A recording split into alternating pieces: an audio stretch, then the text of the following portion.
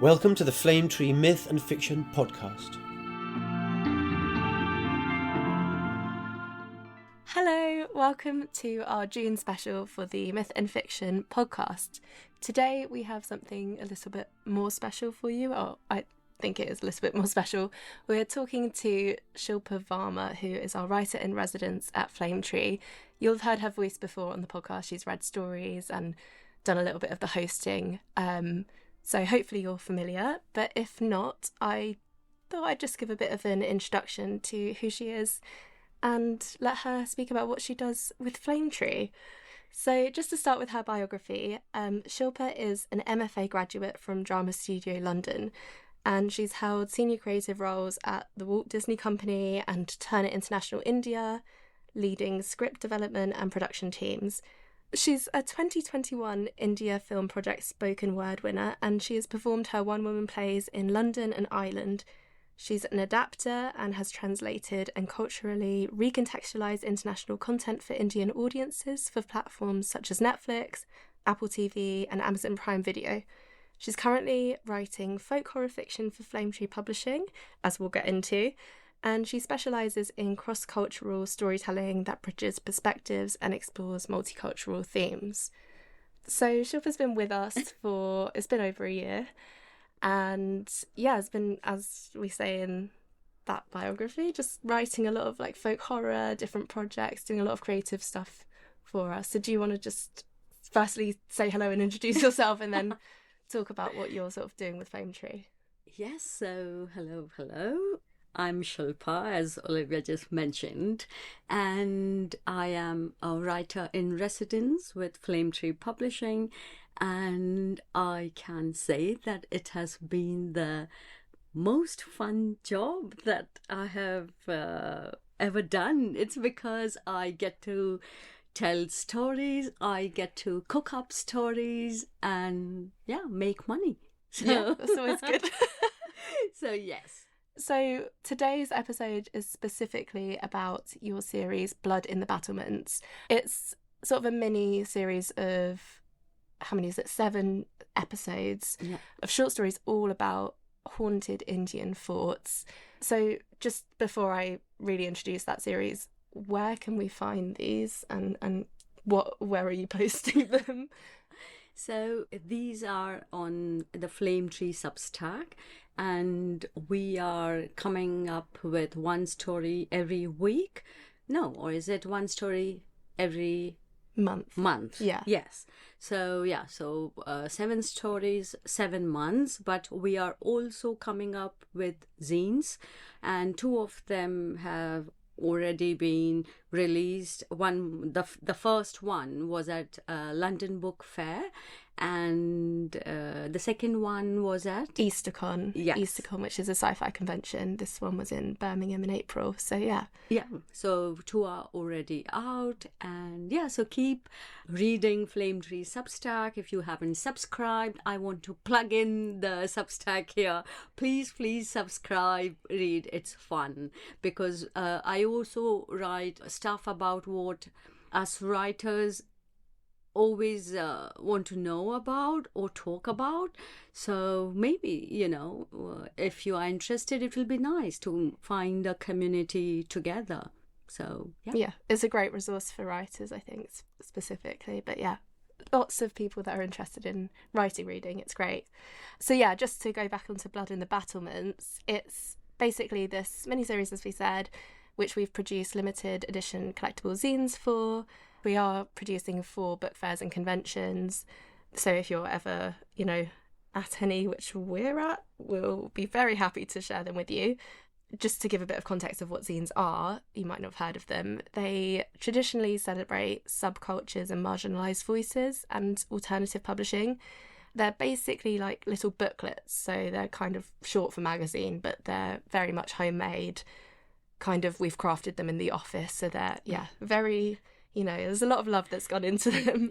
So our version for the Blood in the Battlements series adopts the accordion fold booklet format, so it's very portable and it looks gorgeous. It's got an amazing artwork over the cover, which we'll get into a bit later with the artist Imogen Patel.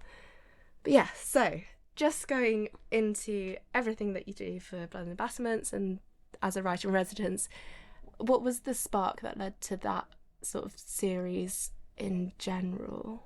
So I was thinking about what stories to tell, and I was like, why not talk about the forts of India, because I visited them as a child with my parents, and I have this memory where they are larger than life. I have always been in awe of different forts, and also they are a testament to what was, and they have stood there for centuries and hold so much within them, which can be culture, pain, stories, folklore. So yeah, then I was like, why not? I mean, so Blood and Battlements is about the haunted forts in India, Yeah. and you've chosen to sort of base each different story on different character, different fort, a different kind of concept of what sort of ghostly, mythology could be happening there. Yeah. So no, I was just going to say it need not necessarily be mythology. Yeah. It can be more. It's like a folklore. Yeah. More. Yeah. That. So yeah. So that's sort of the background beneath all of the ghostliness. Yes. And cool. Yeah. So you work across different cultures. Obviously, this is set in Indian forts, and you've obviously lived in India for a very long time and written about that kind of culture. But now you're here in London and writing about sort of that cross-cultural situation. What is your personal relationship with all of these stories and landscapes? So, as you said, I've been in India for most of my life, and it's only been a few years that I moved to the UK. And I felt that I've got a perspective which I didn't have before, because when you are living in the country you are born in for the longest time, I think you start becoming oblivious to all the wonders of what it gives you. And suddenly when I came here, I started looking at everything differently, also because of the experiences that I have had in this country. So I started wearing a different lens, so to say, and that shaped the storytelling. When I wanted to say something that was deeply rooted in my culture but still universal when it comes to different emotions. So when you read the stories, you'll see that it's about the fort, yes, folklore, yes, but also that much about the different emotions. Has that sort of shaped your approach to writing folklore, in that you're not thinking, well, you're always thinking about the folklore, but it's always coming from a very emotional place? True.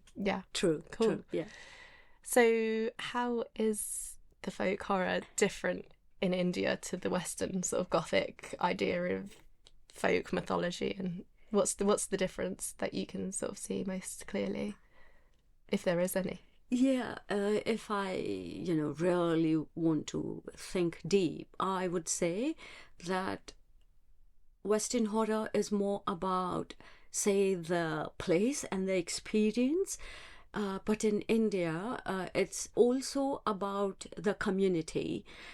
And a horror story may mean that it affects or had affected an entire community long back, and the repercussions of it. It also can then get into mythology, which you mentioned before, sometimes, because it somewhere crosses the line between being scared of something and then also trying to worship the same thing. So I think it flows more in the eastern part of the world, and West sees it from the outside, I would say. So not being as maybe involved with that sort of mythology in just day-to-day life, and more stating it yeah, than I would say being a part of it. Yeah. East, I think, is more felt. Yeah. And West is more told, more said. No, that's really interesting. I like that. Did any of the stories in particular sort of show you that kind of feeling that you're talking about with being in India and stay with you, I suppose, because if you're so sort of involved in that folklore culture, anything that stayed with you after you finished writing it or whilst you were writing it? I would say the second story, Bubban-bu, which is based in the fort called Bhangar in Rajasthan, India. And I think the fort actually made it possible for me to go deep into the psychology of the story. Why? Because this fort is cursed in a way where everything just feels like the life has come to a standstill in a moment. Like you can imagine someone selling apples here and then suddenly in the next moment they're not there. So it's that scary or that sudden. And what Bubban-bu does is, goes into the psychology where do we want to go back to pain where it can just comfort us and make us numb? Or do we choose life over pain and and it can be painful to live, but do we still want to live? I mean, that's very helpful because I was going to ask you to introduce that story later because we're doing a reading for it. So you'll find out after we've had our chat what Shilpa's talking about. Yes. We'll have her do a reading of Bubban-bu. Okay, so with all of the stories in the series, and I suppose just in your writing generally, what is it that comes first for you? Is it the location, the legend, the characters? Who or what is the first thing that sort of inspires that starting off?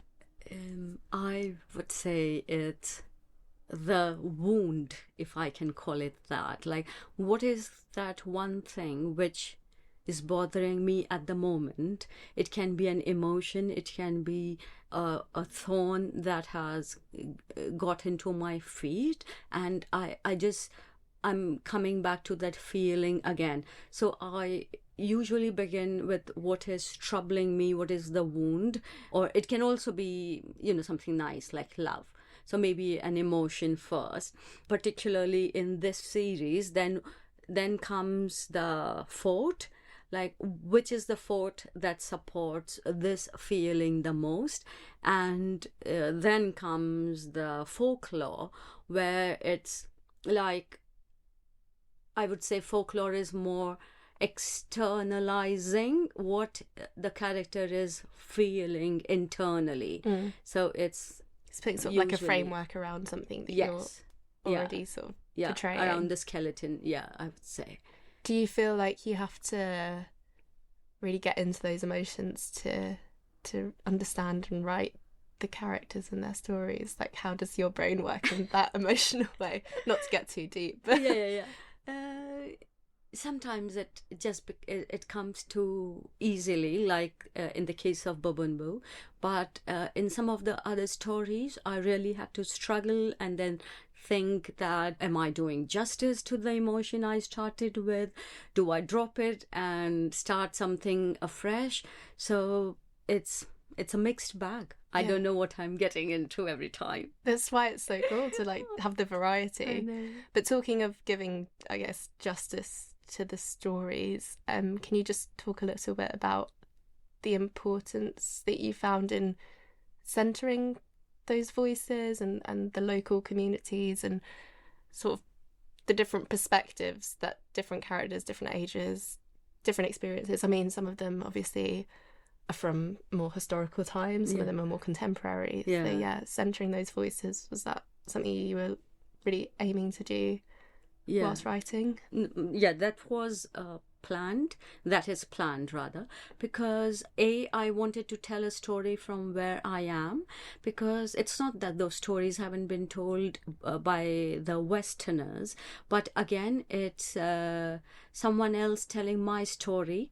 Rather, I tell my own story of where I come from. It started from there, but then I wanted it to be a combination of people who, as you said, are from, say, 100 years back, and someone who's from now.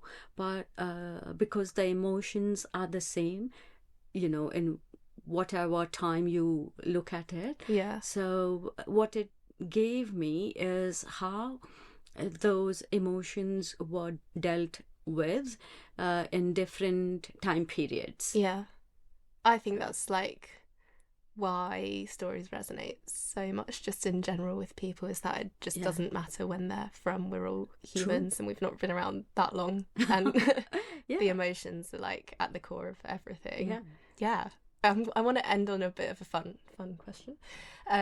Which of the forts that you've written about would you absolutely refuse to spend a night in? I mean, you couldn't say all of them, but which one in particular? Yeah, I think it has to be Bhangar, because there is something about that fort that is so scary that you feel like, if you are there after, the sun goes down, you are never going to make it alive, ever. It's very scary. Just a bit of a presence. Yeah. We could send you on like a tour of all of them, just to like really delve into it. If I come back alive, Maybe Why not. On a ghostly death mission. Just to finish off as well, I wanted to give a little moment for the artist Imogen Patel to send in an audio clip. So we're just going to let her sort of speak about the artwork that she created for the zine series. It's basically, with a zine, again, as I mentioned at the beginning, they're sort of folding booklets. So on one side you'll have all of the story that Shilpa's written, and we'll have one for each scene as each episode goes on. And on the other side is a piece of artwork from Imogen. She's basically created 8 Khadi paper designs, and each one reflects each of the haunted forts that each of the stories are about. And they each feature unique tones and symbols. So I'll let her speak a little bit more about that and sort of who she is as an artist, because I find her work very, very cool. Yeah, let's hear from her.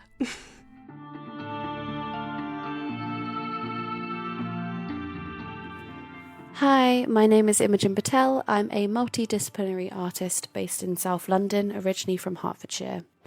My practice is increasingly centred on textiles, drawing on cultural and material histories of Indian fabrics to explore themes of identity, belonging and presence, drawing from my experience as a mixed-race woman in Britain. Through my work, I explore how textiles, particularly sari and South Asian motifs, occupy space both physically and symbolically within diasporic communities. This serves as the foundation for memory, resistance, and self-expression. So when Flame Tree Publishing approached me about illustrating Shilpa's Haunted Fort series, it really felt like a natural fit. For this commission, I created 8 pieces on Khadi paper. Khadi paper is a handmade Indian cotton rag paper with this beautiful rough texture that I felt really suited the subject matter. Each piece represents a different fort or palace across India that Shilpa has highlighted in her stories, and each has its own distinct colour palette and motif, inspired by the characters and the landscapes of that location. One of my favourite elements of the series is that all 8 pieces are connected by a single image, a lotus flower rendered as a tree. This illustration has branches that flow across all 8 squares when they're placed together. So as well as each piece working individually, they also tell a larger story as a whole, which really reflected Shilpa's writing. In terms of the mood, I wanted to move away from something that felt purely decorative or heritage-inspired, and that's something we decided together. And I really wanted to lean into that haunted, atmospheric quality that Shilpa's writing captures so well. I've used deep indigos, rich ochres, forest greens, plum tones, and added many painterly marks to the background to give them that ghostly, unsettled feeling. It's been such a special project to work on, and I'm so excited for people to experience the stories and the artwork together.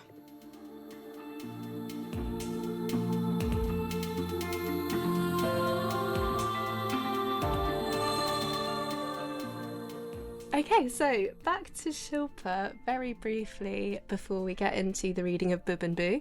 I wanted to ask you, what is next? What are you working on for Flame Tree as the writer in residence? We've definitely got a few projects up your sleeve, so yeah, if you want to briefly mention a sneak peek to one or two of them. It will be Substack, of course, Yes. where, I'm writing on 3 posts every week about what writing is all about and different aspects of writing. And the second one that I'm very, very excited about is the Flame Tree radio drama, which is based, again, on folk story from India. And this is like the central part of India, the deep, in the forest India kind of India. And I would say it as climate horror. Yeah. Yeah. So, very exciting. When the Forest Watches. I mean, it's a full audio drama with a full cast. Yes. We've already recorded it, so it's already, in existence. Yeah. And we're hoping to release it later on this year. So it is really excellent. It's a 6-episode drama. Yeah, I'll probably give more of an introduction later on in the podcast in another episode, but it's basically about a group of documentarians heading to India to sort of find out more about this folklore and this myth. But very exciting. Yeah, and it's called When the Forest Watches. When the Forest Watches. Perfect. Well, thank you, Shilpa. Thank you. You'll be back very soon, I'm sure, on the podcast, as will I, of course. It's really nice to speak with you properly, because you've been here over a year, so it's just an exciting addition and really cool creative work that we're doing, or that you're doing, really. But thank you. Lovely. We'll see you soon, everyone. Thank you so much for listening, and please enjoy Shilpa's reading of Bubban-bu.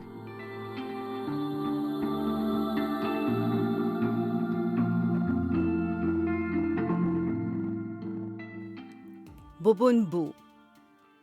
This story begins with her arriving alone.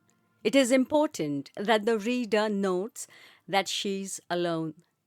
Since this is a story and she is the protagonist, we will name her. Let's call her Abha, meaning light, radiance, luster, or splendor. She's none of these. Her name is more an oxymoron to her personality. To be fair, she may have been all of these and much more when her parents named her thus. But we are talking about today, and today she's not. To be honest, she would be happy if we just called her she. She likes being a nobody, a pronoun. She stops the car just short of the gate because she does not trust herself to drive any further. She can feel the forest pressing close on either side of the road. She can feel it against her skin, thorny and dry. She checks her hands to see if there's any blood trickling. There isn't. She turns the engine off and sits there staring ahead. The Bhangarh fort stands ahead of her, and it's like the two are in a staring match. Bhangarh patiently waiting. She trying to control her breathing. She is the first to blink. Bhangarh grins. A metal sign hangs at the gate. Entry prohibited after sunset. It's short and curt and doesn't offer any explanation. She checks her watch. Late afternoon. Enough time, she tells herself. Not that she is busy or is in a rush to go back home. She always has time on her hands. She steps out of the car and locks it. She wonders if she should leave the key on the tire? If someone came looking for her, they would know she didn't want to go back. So she walks through the gate without ceremony. Inside, the town opens gradually, like someone waking up from their siesta. Stone buildings line a narrow street, their doors collapsed inward, their thresholds polished smooth by feet. A marketplace appears first, stalls frozen mid-existence, as if merchants simply stepped away and never came back. She runs her fingers along the edge of a counter. The stone is warm, holding the sun. She used to notice details like this professionally. Once she had been precise, someone who catalogued, archived, preserved. Now she has come without equipment, without notebooks, without even her phone switched on. If you ask her, she may tell you that this is not research, this is something else. It's a calling, she may say. Maybe she wants to justify her impulse of abandoning everything and everyone she's known. She walks deeper into the town, slowly taking her time. She has always been like this, someone who does things at their own pace. She doesn't like to be rushed, never did. She enjoys the silence broken occasionally by the parakeets chattering. Wind moves through broken doorways, stirring dust. Somewhere something scrapes softly against stone, then stops. The first temple appears out of nowhere, tucked between houses, its spire intact, its bell long gone. She pauses there. She doesn't know why. The floor inside is cool beneath her feet. She has never been religious.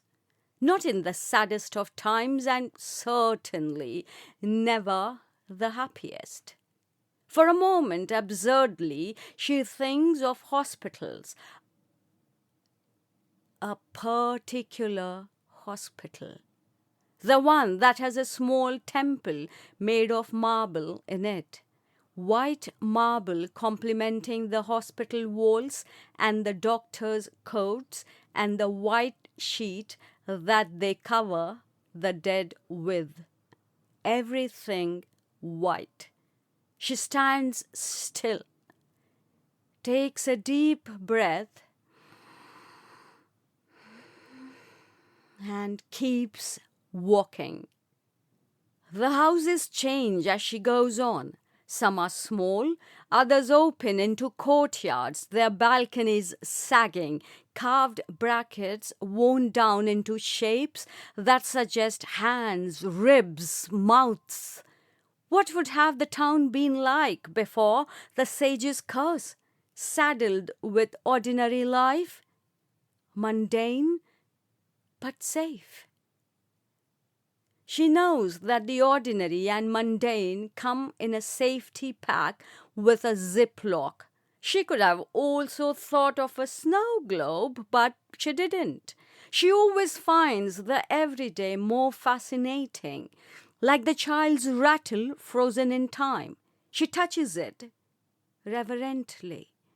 She wants to pick it up and touch it against her cheek that is wet. She knows she can't, so she bends down and puts her cheek to it instead. Some of the dust and mud cling to her, reminiscent of a childhood that was. She shuts her eyes, tiny toes, pink and soft and cushiony, chubby hands that she takes in hers and kisses, eyes like hers, brown like almonds. She's sobbing now. She does not want to wake up. She doesn't want to let go. but knows she has to. It is almost dusk. How long was she tucked away in her cocoon? The sun plays hide and seek with the clouds. The shadows that it casts are long and dark and scary. Like Bubban-bu, who comes for children who stay awake at night. Bubban-bu has no children of her own, and that's why Bubban-bu comes out every night looking for others. When Bubban-bu finds one, Bubban-bu takes it with her, and Bubban-bu gobbles them up to keep them safe inside her big stomach. She opens her mouth like Bubban-bu to devour a baby and keep it safe. This is when she sees him, the child. He stands half in shadow, half in light, no more than 6 or 7 years old. His hair curls at the nape of his neck. His clothes are faded, hanging loose on his small frame. For a moment she does not move. She wants to call out, but simply stands there, heart pounding, watching him as though he might vanish if acknowledged. If he were alive, she thinks, he would be about this tall. The boy turns. He looks directly at her. "Ma," he says. Something inside her snaps. Her legs give away and she has to lean against a wall to stop herself from crumbling. The boy tilts his head. He smiles, tentative and hopeful. "Come," he says, and extends his tiny hands. They are bony, not as she remembers them, but the caramel heart-shaped birthmark on his left hand is just the same. As she remembers it, she looks into his eyes, tries to see if they are accusatory, likes to think they aren't. The son, tired of all that playing around, decides to rest for the night. She knows the rules. Everyone knows the rule. Even people who do not believe in ghosts know the rule. You do not stay in Pangar after sunset. She takes a step forward anyway. As she follows him, the town seems to close in. The air grows cooler, shadows stretching unnaturally long, clinging to corners. Sounds soften as though wrapped in cloth. The passage opens into a courtyard she does not recognize. At its center stands a well, its rim chipped, the rope rotten. The boy stops beside it. She does too. They look into the well. She sees a different her and a different him. Happier. He kisses her cheeks, runs. She runs after him, catches him, hugs him tight. They laugh. Suddenly stop. They know someone's watching them. They look up. See a different them. Sad. Jealous.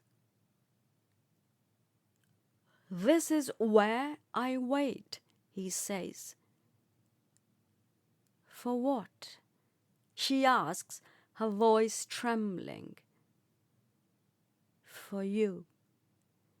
Her knees give way. She sinks onto the ground, pressing a hand to her mouth to contain a sound that wants to tear its way out of her. It escapes anyway, turns into a scream. She realizes she's sweating. She's in labor.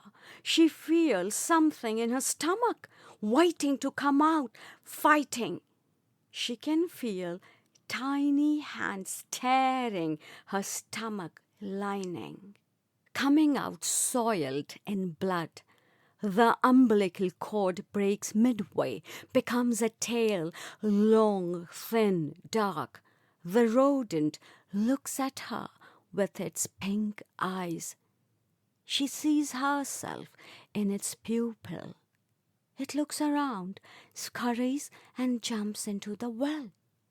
You shouldn't be here, she whispers. You left, he says. She knows he is not accusing, he's merely stating the facts. You went home, he says. I stayed all alone in the cold. He starts crying.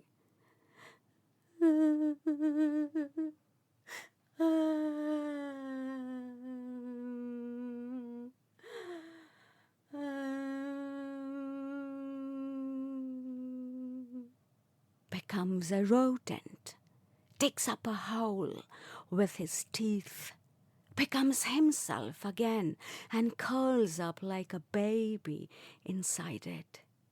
The courtyard fills with something she cannot name. They are neither figures nor ghosts. It's presence, impressions of people who have waited long enough. She feels them around her. Women sitting with hands folded. Men standing watch long after hope had thinned.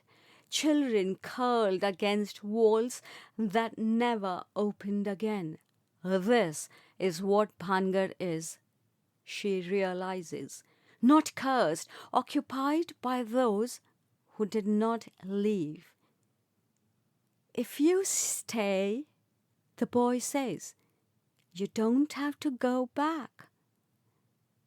He's sucking his thumb. She wants to run and pick him up and cuddle him and crush him with love. She can't go back to her quiet apartment, back to the polite silences between her and her husband, stretched thin by grief neither of them could carry together. Back to being the woman who survived when she had not wanted to. Her chest tightens painfully.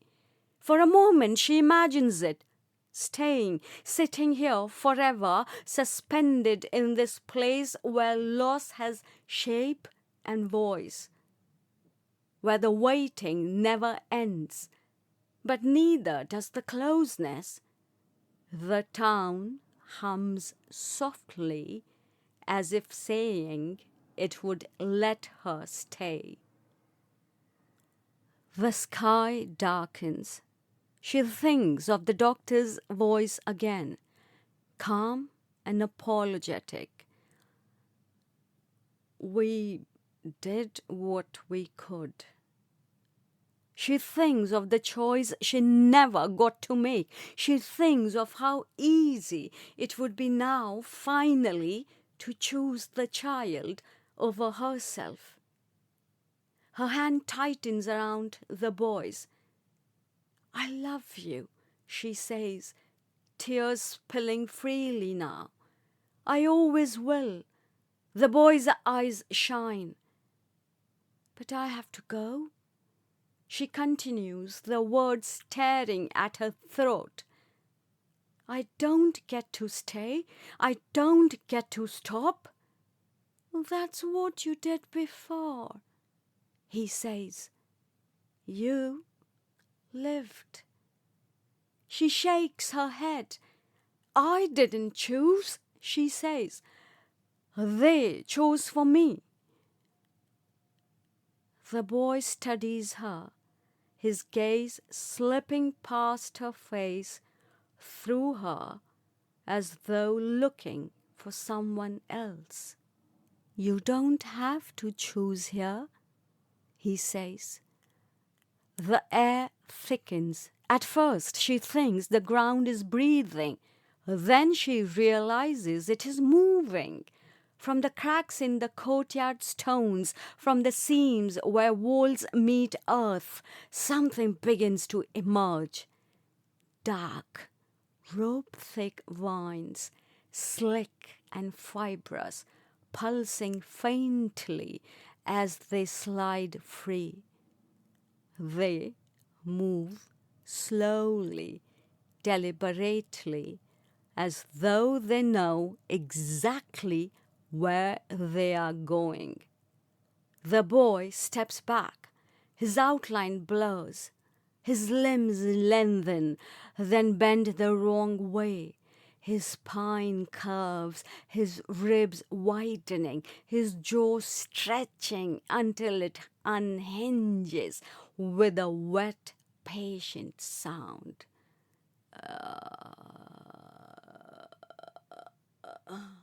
His face pulls itself into something both familiar and monstrous.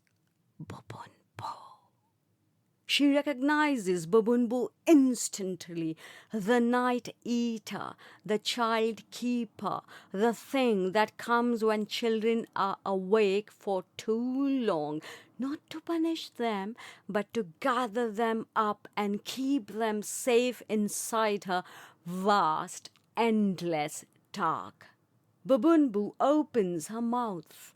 It is impossibly wide, like a cave or an endless womb. The vines surge, they coil around her ankles, her calves, her thighs. They climb her body the way veins climb skin, the way cords climb bellies. One loops around her neck. It doesn't want to choke her. It just wants to hold her. Another presses against her stomach, tightening like dread that refuses to leave. She cries out in recognition. I stayed awake, Bubban-bu says. You don't have to anymore. She claws at the vines, then stops. The fight drains out of her all at once. She understands now that this is not punishment, not even revenge. This is an answer to a question she has been asking since the hospital room, since the white sheets, since the moment she was sent home without what she had arrived with. What if she did not have to be strong anymore? What if she could be kept? Bubban-bu leans closer. The smell of earth and milk fills her lungs. I will keep you, Bubban-bu murmurs, safe and warm. The vines lift her gently from the ground.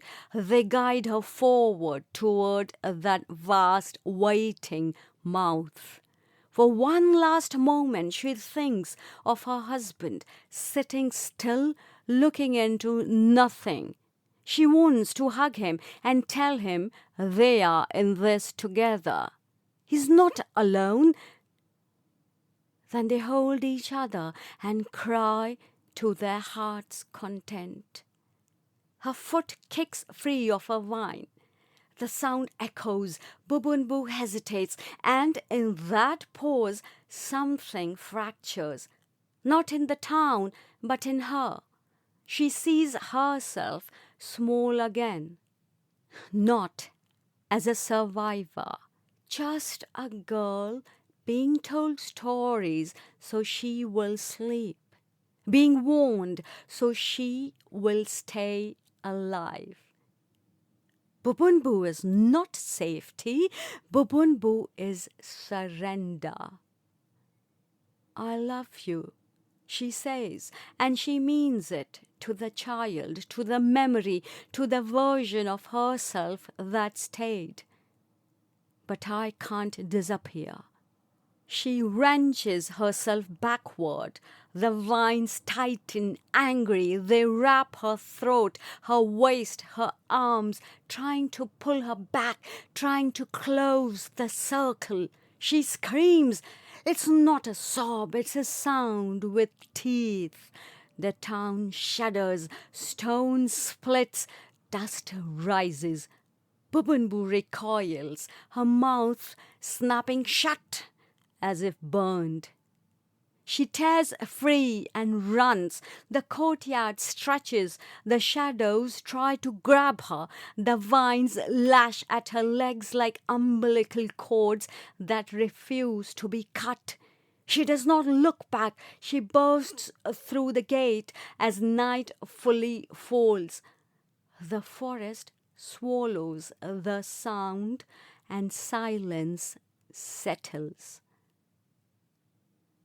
Inside Bhangar, the vines retract. The stones knit themselves closed. Bubban-bu curls back into the dark, patient once more. The town resumes its waiting. Outside, the car sits exactly where she left it. The engine cold, the doors locked. No one inside, no one moving. The forest watching. And Bhangar behind the gate, holding its breath, wondering if next time she will stay.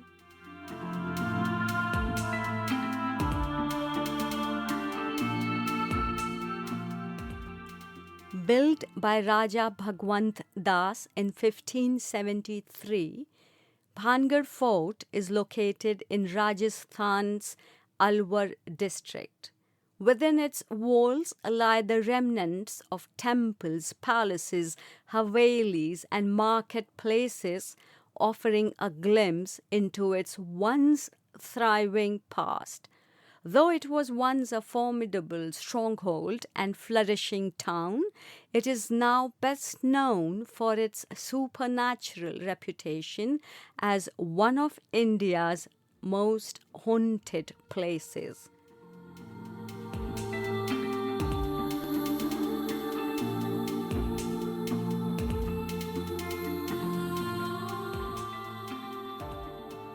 Thanks so much for listening. We really hope you enjoyed this episode of the Flame Tree Myth and Fiction podcast and look forward to the next episode. Do recommend it to your friends. Goodbye for now.